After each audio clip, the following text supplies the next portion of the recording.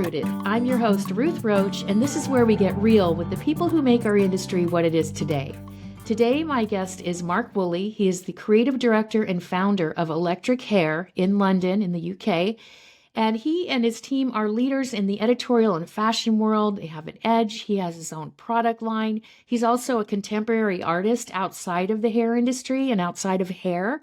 And that's all I'm going to say right now because his story is pretty incredible. So let's dig in. All right, Mark. So here we are. I'm so excited. I've been waiting to talk to you and get all the good stuff out of you. I've been waiting to talk to you too. Well, let's do this. I'm so excited. I would like to start with, because you've got like an empire situation going on over there across the pond. About that. Yeah. And no, I just would love to hear a little bit, like tell us about your world, like what's going on in the world that you've created. Well, firstly, it's all about hair. You know, Yes. I've been a hairstylist. Well, in the UK, we train slightly differently in that you can do an apprenticeship here as young as 16. So between 16 and 18, you can kind of finish your high school by doing an apprenticeship. And a lot of good hairdressers have done that. And I did that. So I started hair when I was 16. And I'm now 49, 49 and a half. So it's, yeah, and I love it. So everything we do is all about hair, you know, and I think there's many areas of speciality, isn't there, for a hairdresser? But I think for most of us, it comes back to that person in the chair loving what we've just done to them, you know? Yeah. Yeah. So what drew you into this world of hairdressing? Well, I think growing up, I always felt a strong sense of creativity into art and music and those things. And I hadn't had too much of an insight into the hairdressing industry, but when I was 15, I went and got my hair cut in a place that was this big salon. And I grew up in the north of England. I didn't grow up in London. I didn't move down to London till later. And this salon was called Saks, in the same spelling as your Saks Fifth Avenue, you know, SAKS. And it was two guys that had a Sassoon background, and they'd set it up maybe 10 years beforehand. And they were they had a group of salons at a training school. And I went into this place and it was full of people. They were playing great music. It was full of very cool people. And I just thought, wow, I've never seen, you know, prior to that, being a kid, you kind of get your haircut where your parents get their haircut. And this was my first time of going in and thinking, wow, this is different to what I thought hairdressing was. And this guy cut my hair. And I remember thinking, as a kid, you take a picture of how you might want your hair. And it was exactly like this picture. And I thought, wow, a haircut's a powerful thing. So I think it was in the subconscious from that age. And a few months later, I ended up leaving school. At the time, to the horror of my parents, I left school and I went to work in this salon. Two guys, Dennis Cheeseborough and Malcolm Hanson. One was a very good session hairdresser. So this guy was traveling around working on and stuff like that. And they had a strong artistic team. And the other guy was a sort of business guy, I guess, you know, and they built a successful business out of it. And I thought, actually, I could see myself doing that. And I've always I really enjoy the creativity, but I really enjoy the business part of it as well. And I think it's something I feel you Americans are the best at in the world. What I love about America, and I've obviously spent a lot of time there over the last 20 years, is I love the attitude of American people where everyone is ambitious. People are very happy for other people to do well. And there's a sense of positivity where we're moving forward. And I think the UK, out of all the European countries, is probably the most like America. America, to me, is a very positive place where people are getting things done, you know? I think hair is a bit like that. You've got to mix great work and great creativity and mix that with running a successful business. And I think it's good.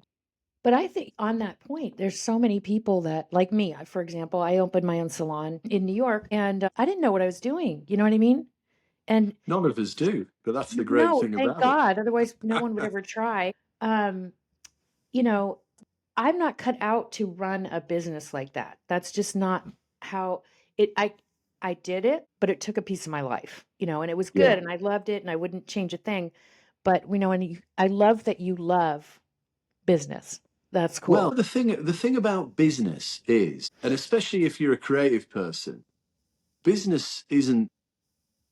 I don't know. It's certainly not for me. Not being in an office, business is just people.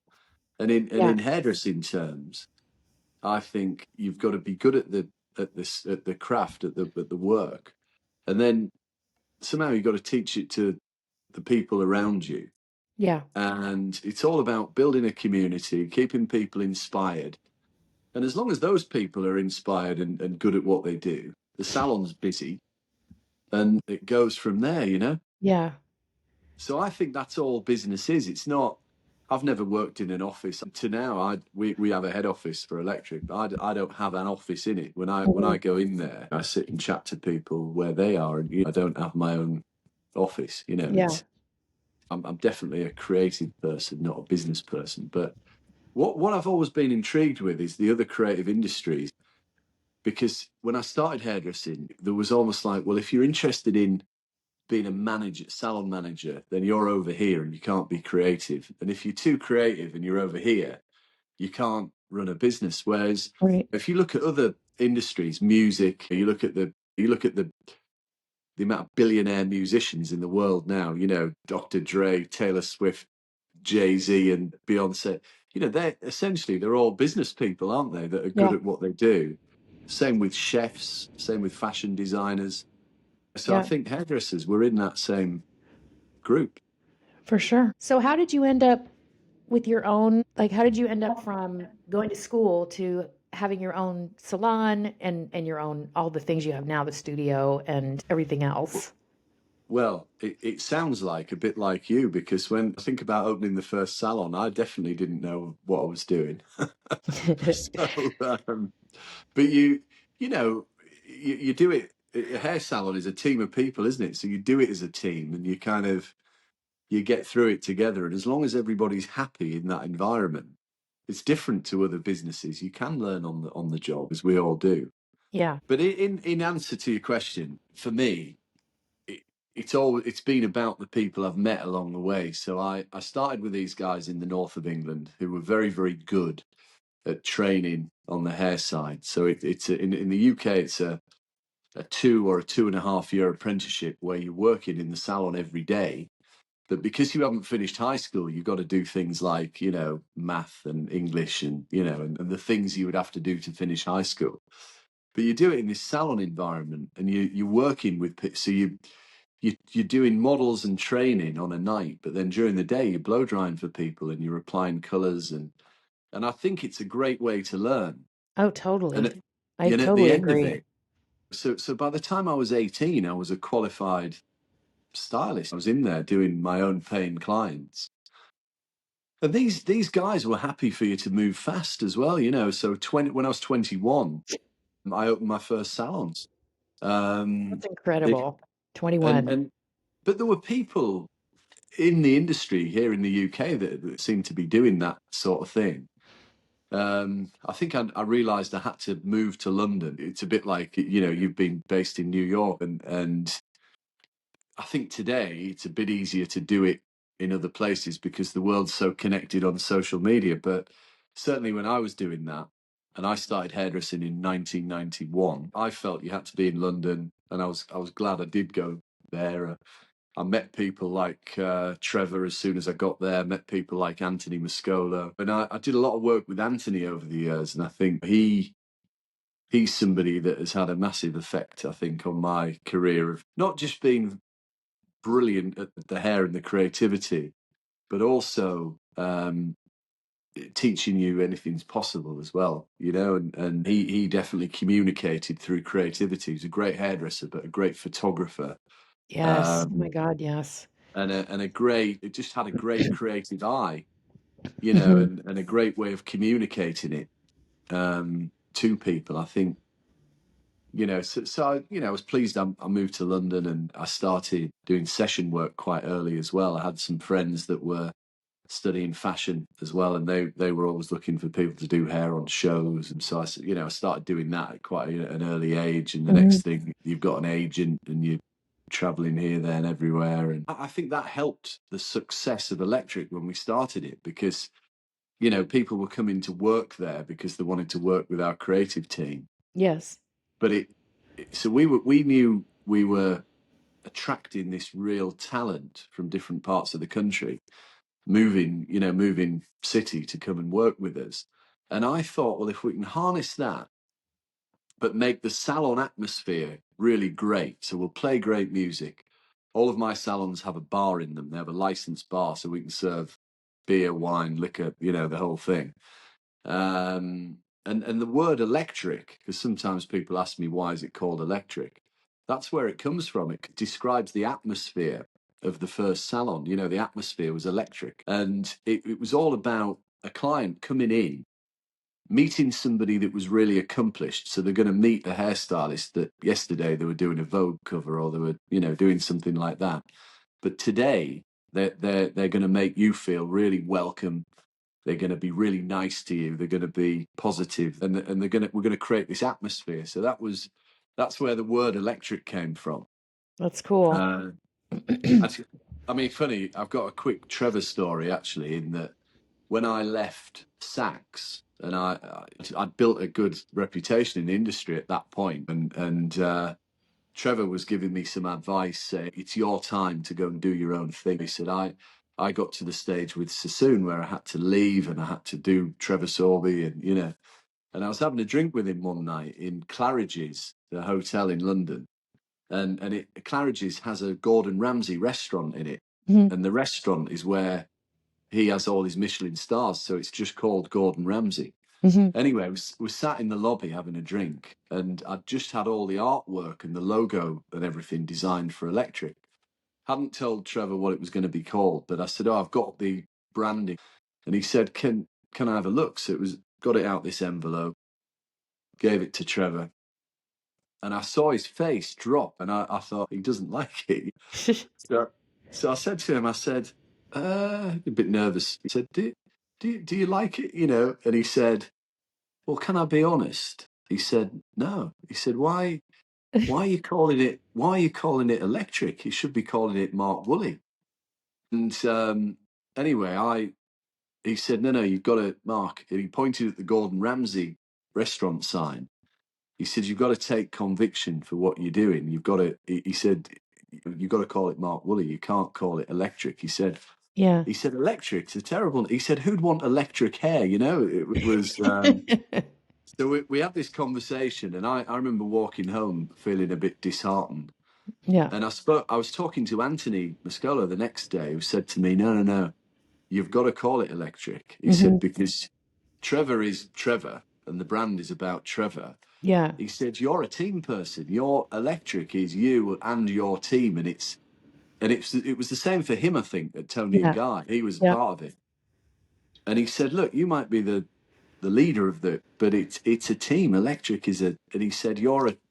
And I remember thinking, actually, you're right. I'm more of a brand than I'm part of something rather than my name in lights. Yeah. And anyway, we went with it, and it's always been about this atmosphere, and it worked with the salons. And then when we started making products about 18 years ago, it's worked with the products as well.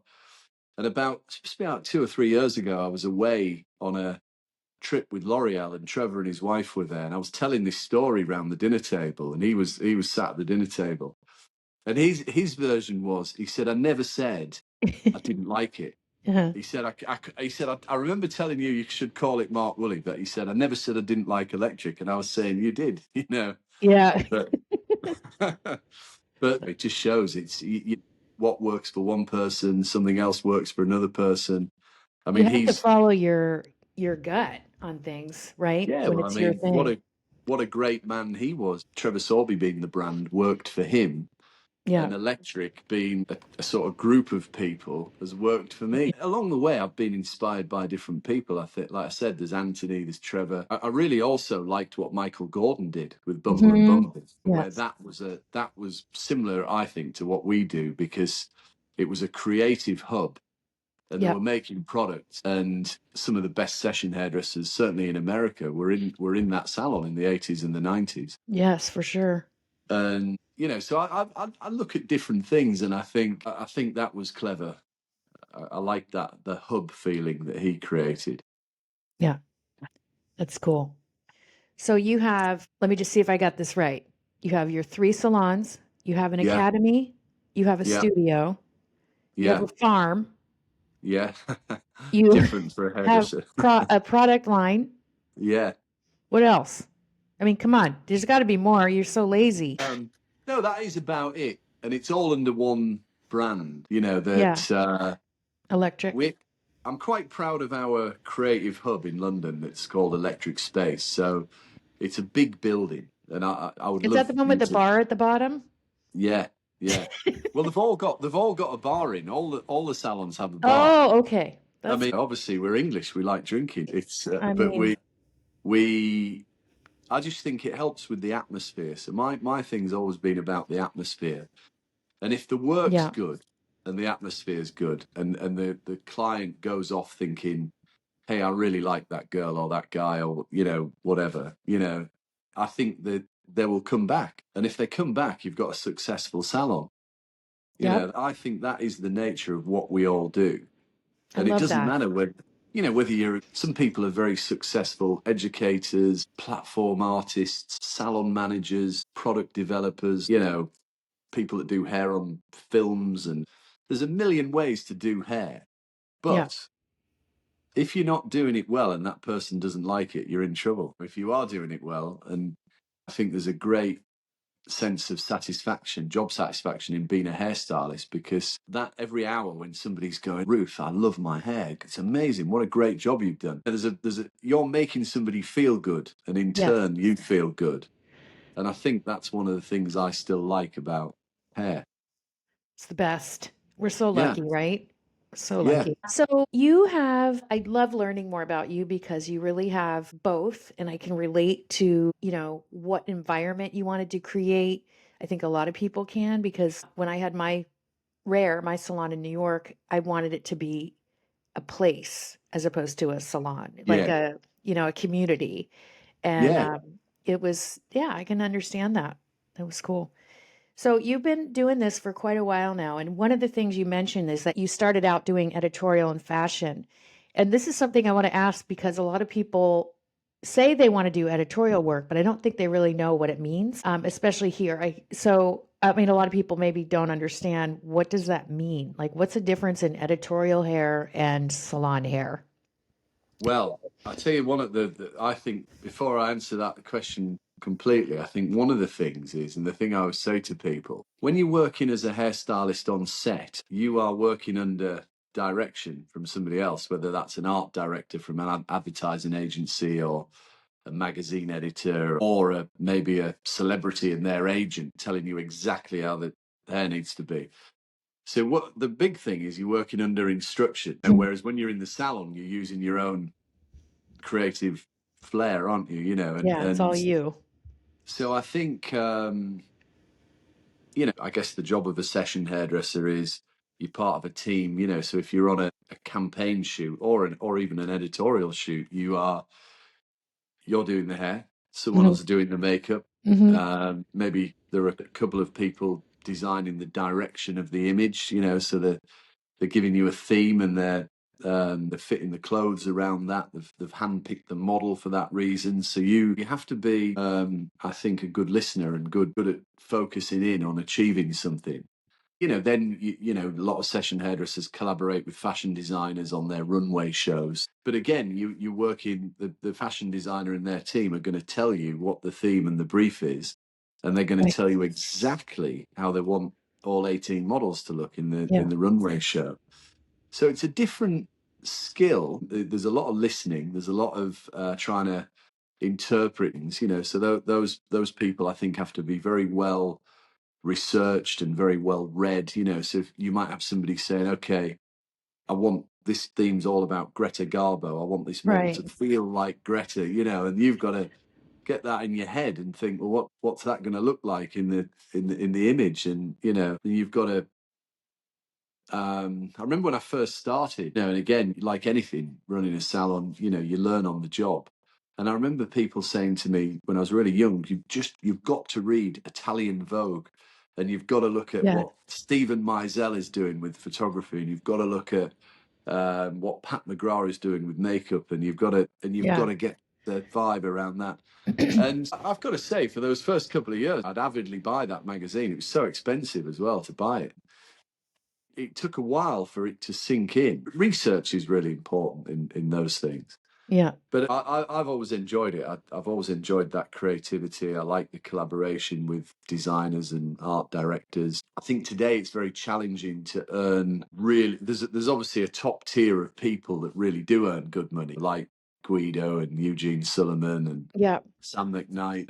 There's hundreds of people underneath there that I think today it's budgets are much less than they used to be. Yeah, for Sometimes sure. they want. I think you go back to the golden era of the '90s. You had very specialist hairstylists and very specialist makeup artists. I think some agencies now are trying to push the two together. So it's quite funny because one of the things people say to me is when I turn up, they say, "Oh, you don't look like a hairdresser," And sometime in recent years, people will say, you'll turn up for the first time, they'll say, do you do makeup as well? And I'm like, Yeah. do I look like I do makeup? Right. I think it's challenging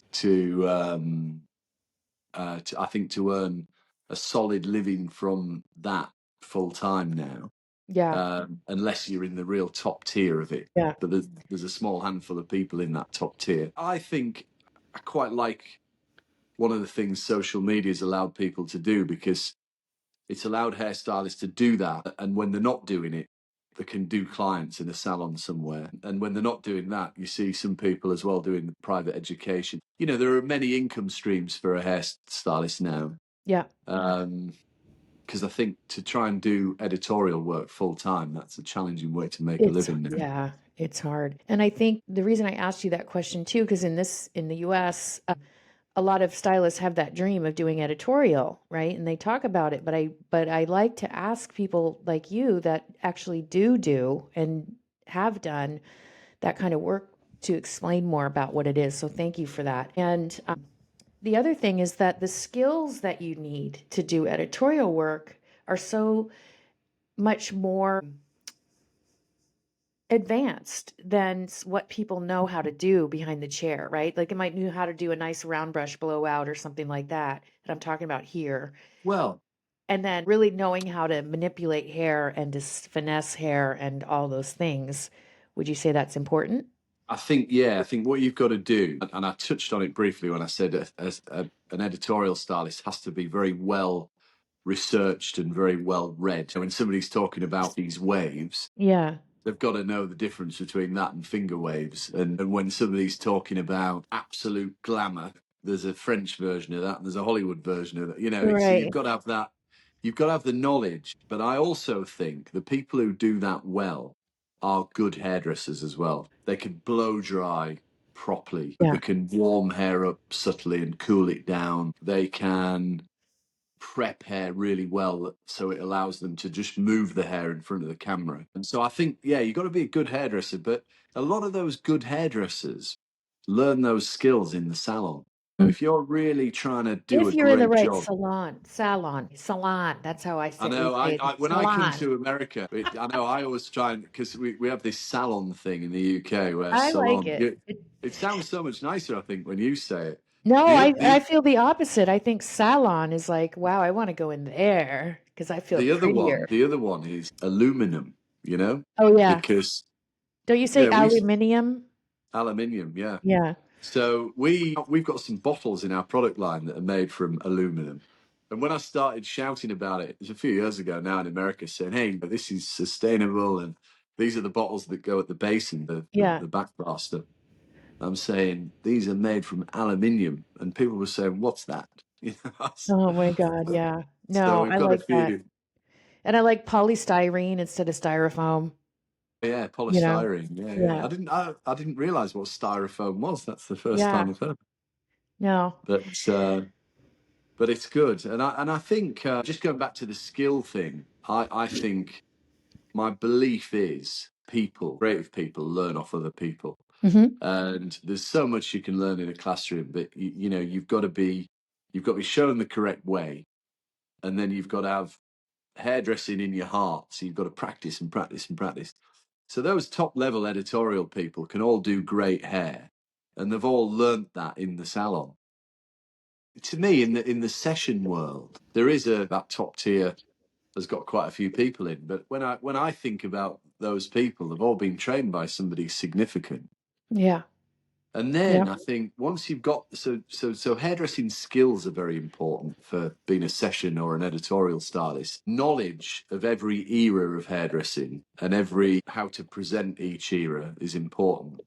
But then I think the other thing that's important is the touch of the hair.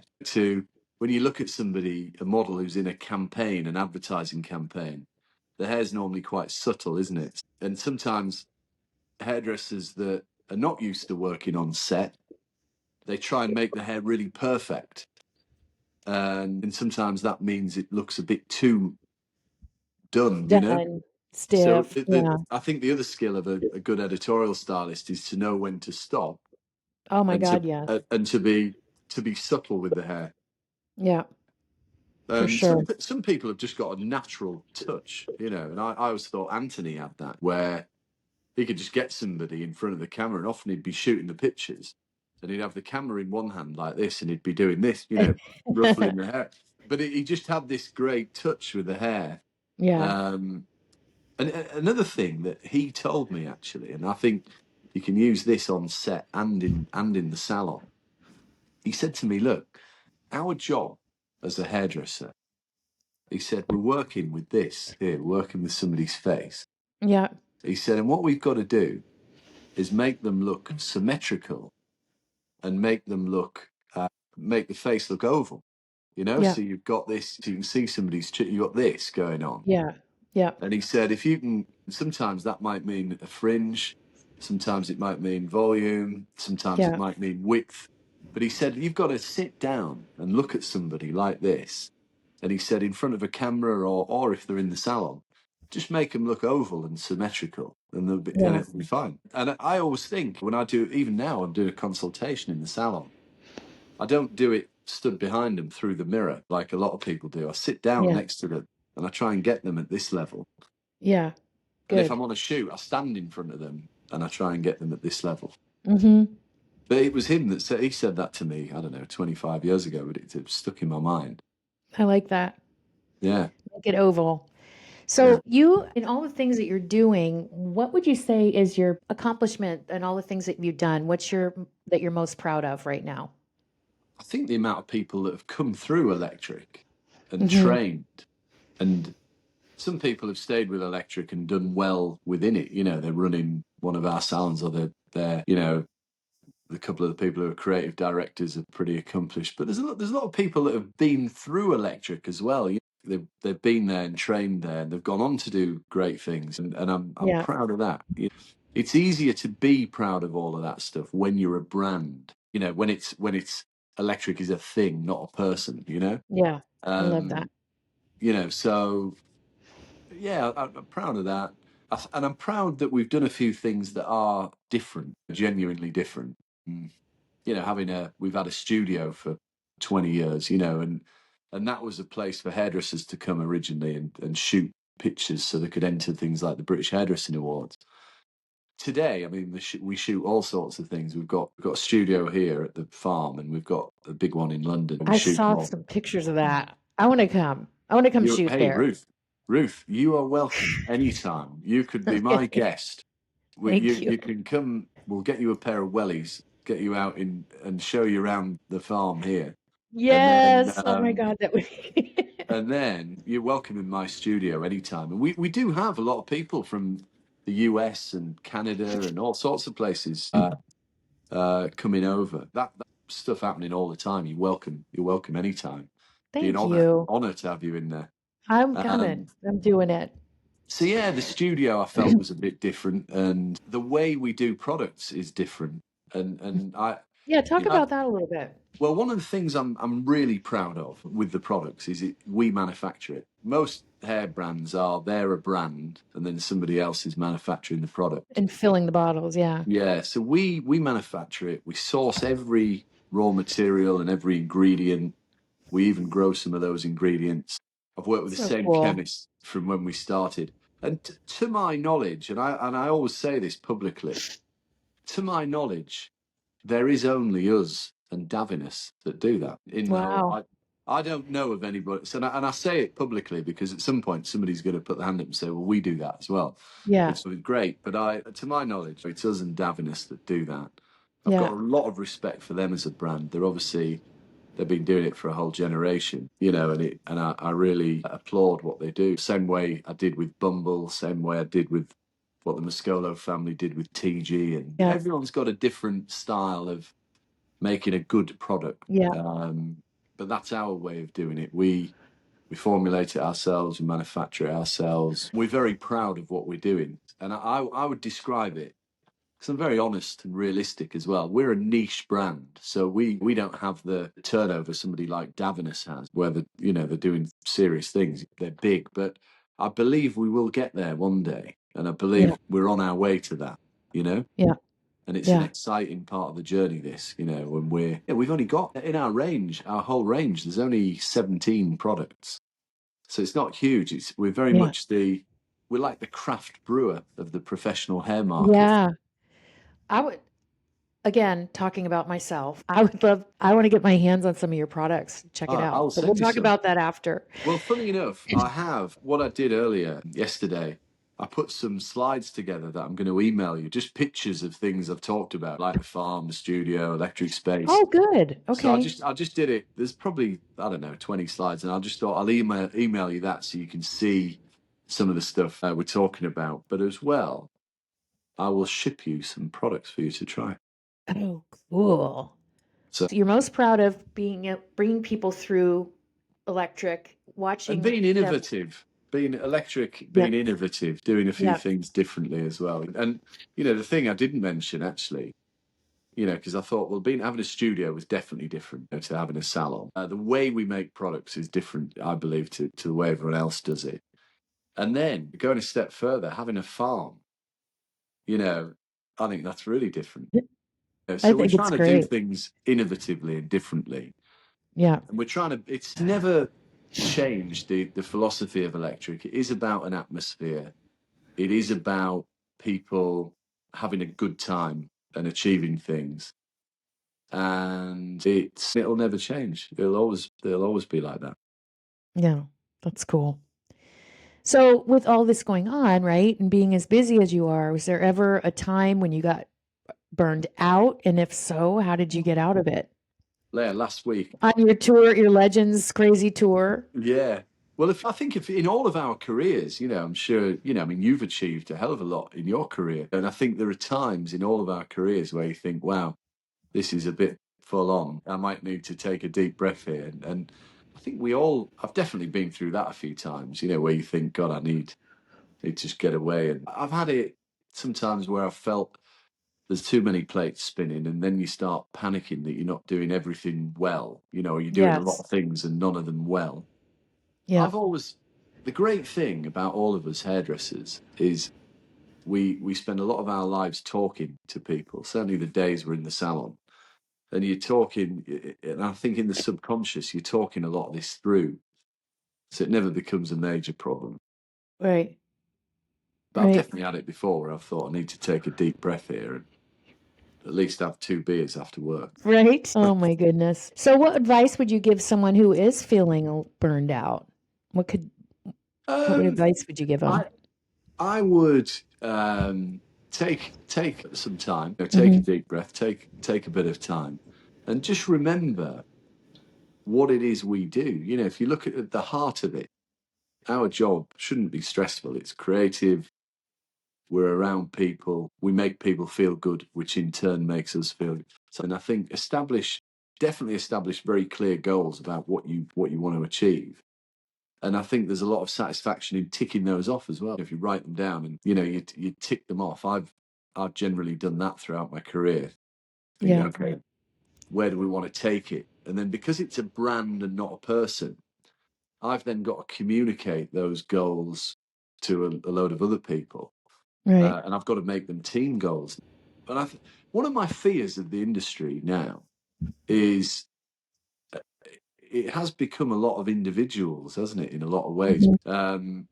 Because you years ago, someone had to, they had to have a team and a salon, and in order to really promote themselves. Yeah. Whereas now you can promote yourself no matter where you are in the world, and so it has led to a lot of people working on their own. Right. And personally, well, we've built a whole thing around an atmosphere and a group of people. So Yeah. I wouldn't, I no nothing against anyone who works, on their own or in a suite. But I personally wouldn't enjoy that, because to me, part of the experience is the people. Yeah, I think I would feel very isolated. And when I look at like a lot of and that leads me to my next question, which is, when you look at here, I don't know, it's probably similar there, but a lot of it is now suite rental and, people working by themselves, and people are in school and they want to go out and do their own thing right away. And they're losing that, what you're talking about, the camaraderie, the community, the learning from one another part of it. And yeah, and I think people, I think the world has changed quite a lot.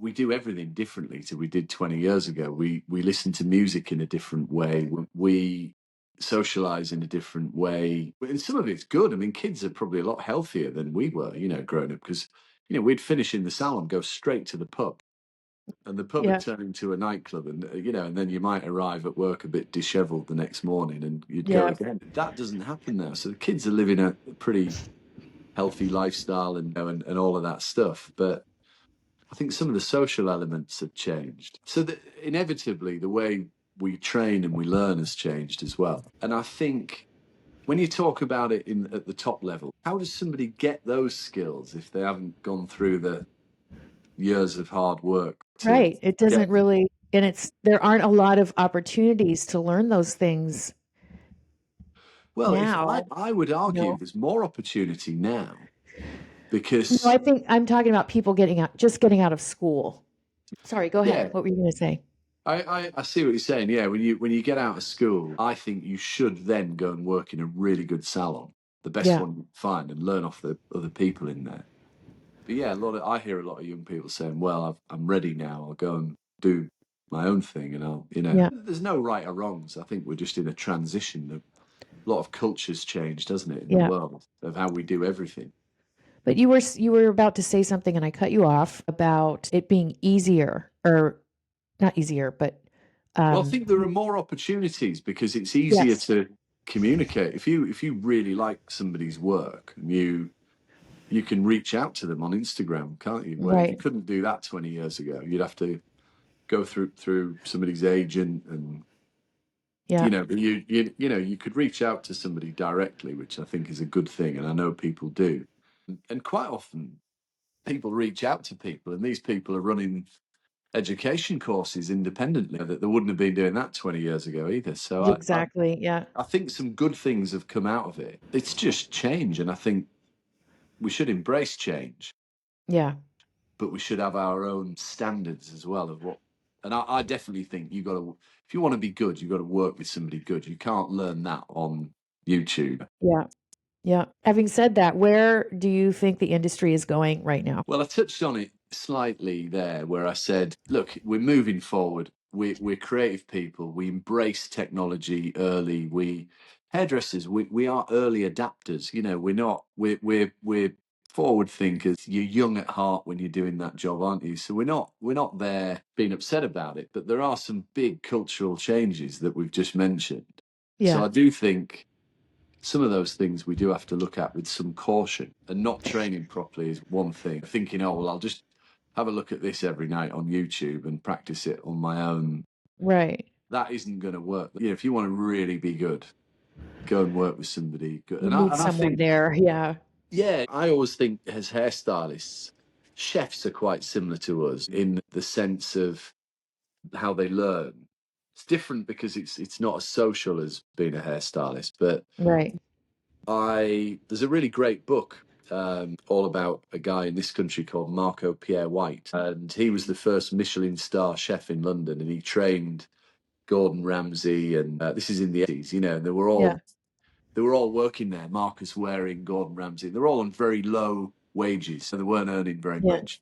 And they're all sleeping on each other's sofas, and they're in the kitchen 18 hours a day. But they are now the best chefs in the UK. And you know, it was, I've read the book. It was quite hard, but I think, you know, that they're at that elite level, and it'll probably be always the case that the elite people will always do whatever it takes to get there. Right. So I think the industry's in a good place, if I'm honest. I just think it's different to when I was training because the world can communicate easier. True. It's a really, really good point. So what about you? What's next for you and Electric? Well, like I said to you, we're very excited about our electric space concept that is our kind of main London salon. We had a salon for 20 years in Marylebone High Street, you know, one of the main streets, and we moved it to Rathbone Place and got a much bigger place, and had this vision that we would have a studio we'd move the studio, so the studio was in the same building.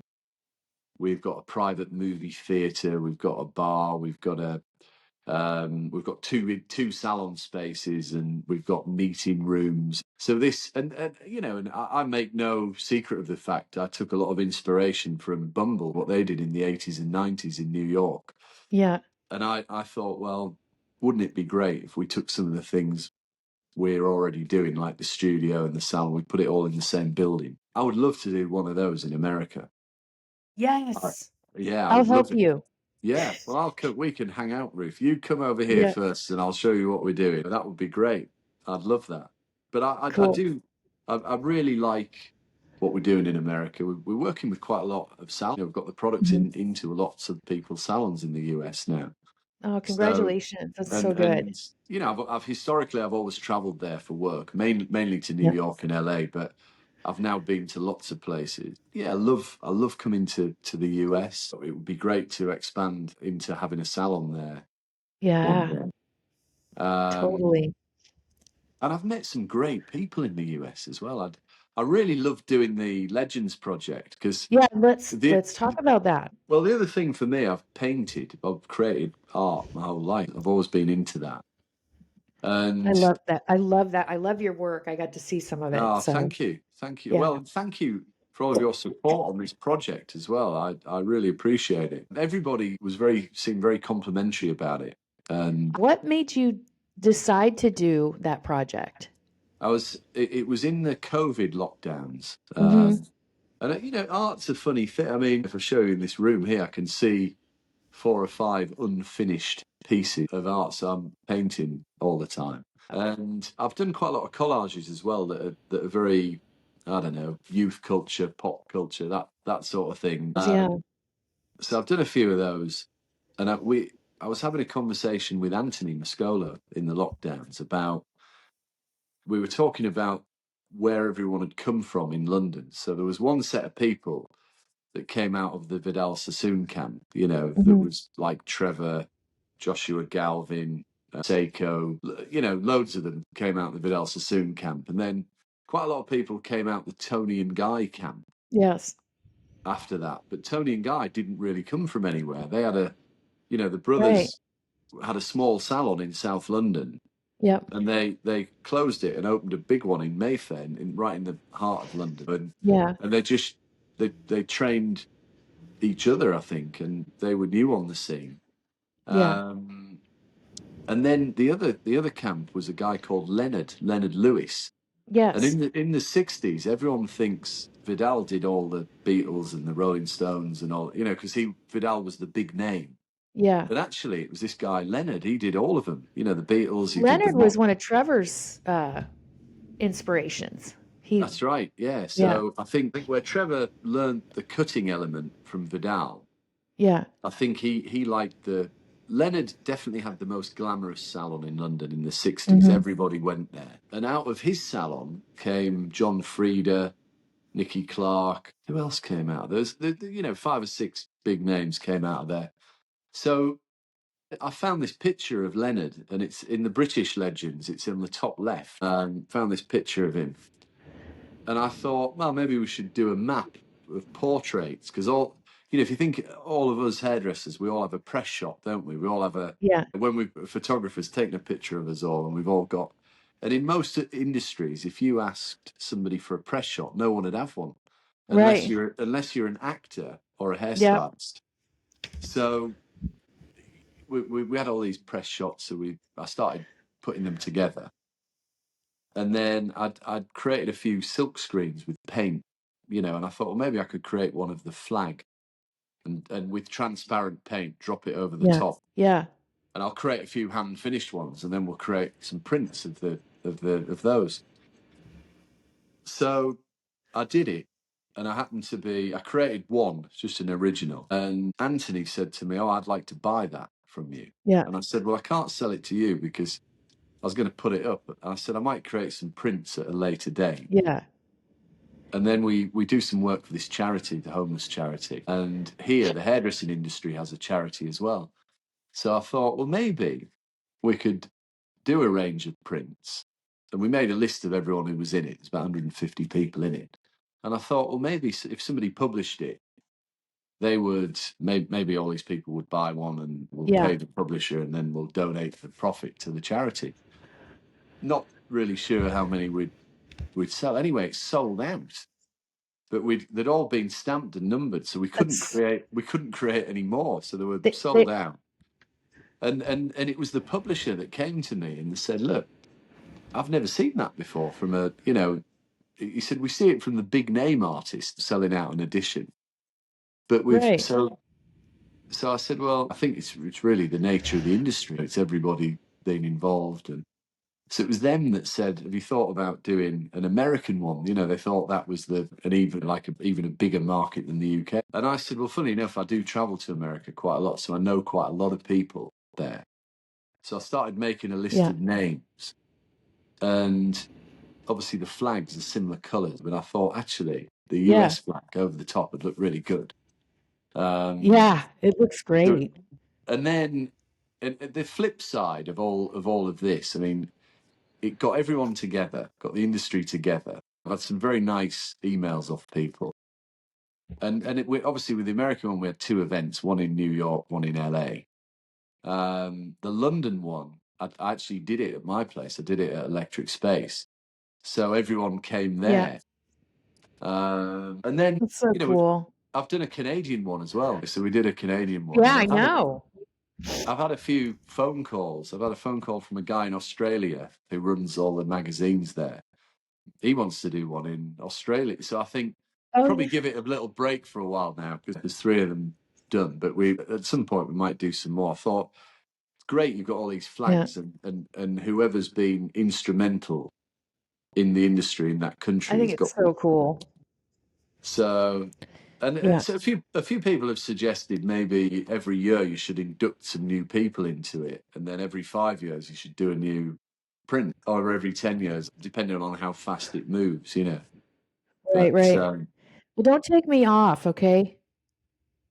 Say don't that take again. me off of the US one. No, you wouldn't take anyone off. You'd just add people on. I'm just kidding. No, you wouldn't.